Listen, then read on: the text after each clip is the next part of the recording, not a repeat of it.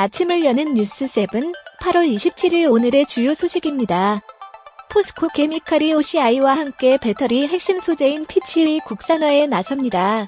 포스코 케미칼은 OCI와의 합작사인 P&O 케미칼을 통해 2차 전지 핵심 소재인 음극재 코팅용 소재인 피치 1만 5천 톤을 생산한다고 밝혔습니다. 투자액만 745억 원 규모입니다. 배터리 시장이 급성장하면서 전 세계적으로 코팅용 피치 수요는 증가하고 있지만 그동안에는 국내 제조사가 없어 전략 수입에 의존하고 있었는데 이번 투자로 음극재의 핵심 소재인 코팅용 피치를 국산화한 후 맞춤형 생산에 돌입하면 사업 경쟁력이 높아질 것이라는 기대가 나옵니다. 한화그룹이 26일 5개 계열사 한화시스템, 한화솔루션 케미칼 부문, 한화솔루션 큐셀 부문, 한화종합화학, 한화저축은행의 사장단 인사를 단행했습니다.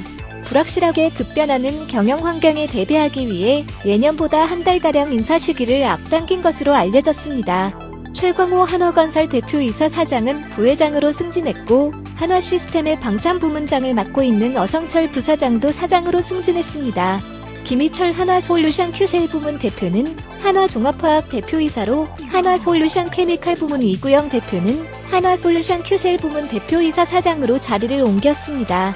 신규 인사자 5명은 모두 1964년생으로 각사 일정에 따라 주주총회와 이사회 등을 거쳐 대표이사로 최종 선임될 예정입니다. 금융당국이 선량한 보험설계사의 피해를 예방하기 위해 마련 중인 이른바 GA로 불리는 법인보험 대리점 영업정지 대체 과징금 도입안에 대해 GA업계가 우려를 표하고 나섰습니다. 금융위는 GA의 일부 임직원 설계사의 위법 행위로 GA가 영업정지를 받게 되면 선량한 보험 설계사의 영업기회까지 제한되는 부작용이 발생하므로 연내 영업정지 대체 과징금 제도를 도입하겠다고 밝힌 상태입니다. 이 제도는 과거부터 GA업계가 요구해온 것이기도 합니다. 실제 영업정지는 초대형 GA를 업계에서 퇴출시킬 정도로 강력한 규제입니다. 한 예로 작년 초대형 GA 리더스 금융판매가 생명보험 영업정지 60일 제재를 받은 후 공중분해된 사례도 있습니다. 현재 금융당국은 GA의 영업정지 30일을 부과하면 영업정지 30일 대신 과징금으로 30일치 수입 수수료를 부과하겠다는 계획입니다. GA 업계는 정작 본인들이 원했던 규제이긴 하지만 이 역시 과하다는 반응을 보였습니다. 이 제도가 사실상 영업정지를 당하는 것과 다르지 않다는 것입니다. 하나은행이 정부의 대출 옥죄기 흐름에 동참해 대출 한도를 대폭 축소하기로 결정했습니다. 하나은행은 27일부터 개인 신용대출 한도를 개인 연소득 범위 이내로 제한한다고 밝혔습니다. 또한 마이너스 통장 대출은 개인당 최대 5천만 원으로 한도를 축소하기로 했습니다.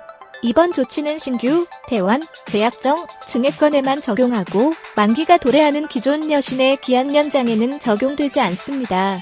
전세자금대출, 주택담보대출 등 실수요가 연기된 대출과 서민금융대출도 기존대로 취급됩니다. 앞서 금융감독원은 이달 13일 시중은행 여신 담당 임원들과 회의 진행한 자리에서 은행권의 신용대출 한도를 연소득인의 수준으로 축소 운영할 것을 요청한 상태입니다. 한국은행 금융통화위원회는 26일 통화정책방향회의에서 현재 연 0.5%인 기준금리를 0.25%포인트 인상하기로 결정했습니다. 한은의 기준금리 인상은 15개월 만입니다. 금통위는 지난해 3월 16일 코로나19 사태 여파로 경기 침체가 예상되자 기준금리를 1.25%에서 0.75%로 한 번에 0.5%포인트 낮추는 B컷을 단행했습니다. 2달 후인 5월 28일에도 기준금리를 한 차례 더 낮췄습니다. 이렇게 2개월 만에 0.75%포인트 낮춘 후 금통위는 9번 연속 기준금리를 동결했습니다. 금통위의 기준금리 인상 의결은 2018년 11월 1.50%에서 1.75%로 인상한 후 2년 9개월 만입니다. 금통위의 기준금리 인상 결정은 시중에 돈이 너무 많이 풀렸다는 판단에 따른 것입니다. 가계대출 증가, 자산 가격 상승 등의 현상이 심해지고 최근 들어 인플레이션 우려도 제기된 게 주요했다는 설명입니다. 스타벅스와 네이버가 손잡고 멤버십 프로그램 연계와 협업 상품 개발 등에 나섭니다. 스타벅스와 네이버는 협약을 맺고 각기 보유하고 있는 멤버십 프로그램에 대한 상호 보완적 협력을 비롯 빅데이터, 정보기술, 메타버스 등 분야에서 향후 시너지를 낼 수 있는 협력 프로그램을 개발해 운영해 나가기로 했습니다. 두 회사는 우선 협업 상품을 개발하고 네이버의 인공지능 인프라를 활용해 고객 맞춤형 서비스를 제공하기로 했습니다. 네이버의 글로벌 메타버스 플랫폼 제페도에 스타벅스 매장이 입점하는 것도 추진합니다. 스타벅스는 온, 오프라인에서 차별화된 스타벅스 경험을 강화해 나갈 계획이라고 전했습니다. 국내 제약 바이오 업계의 M&A 규모가 점차 커지고 횟수도 늘고 있습니다. 또 벤처기업에 대한 투자도 적극적입니다. 국내 보톡스 1위 기업 휴제리 GS그룹 컨소시엄에 1조 7천억 원에 매각됐고 CJ제일제당은 CJ헬스케어를 한국 콜마에 매각한 지 3년 만에 마이크로바이옴 기술업체 철랩을 약 1천억 원에 인수하며 바이오 사업에 재진출했습니다.